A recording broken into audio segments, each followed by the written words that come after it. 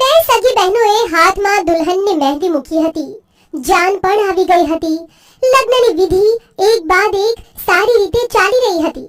વરરાજાએ જયમાળા પહેરાવી દીધી હતી.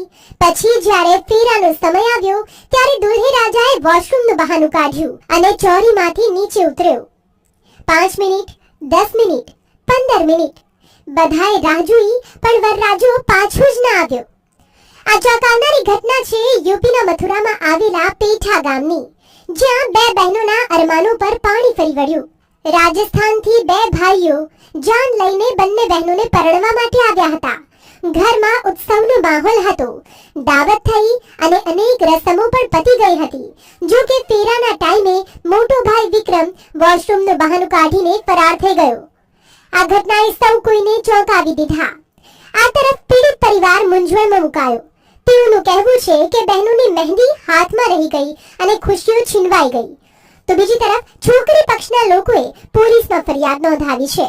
પોલીસે આ મામલે વરરાજા પક્ષના કેટલાક લોકોની અટકાયત કરી છે અને તેઓની પૂછપરછ કરવામાં આવી રહી છે. સાથે જ ભાગી ગયેલા વરરાજાની પણ શોધખોળ ચાલુ કરવામાં આવી છે અને બીજી તરફ લગ્ન પણ કેન્સલ થયા છે.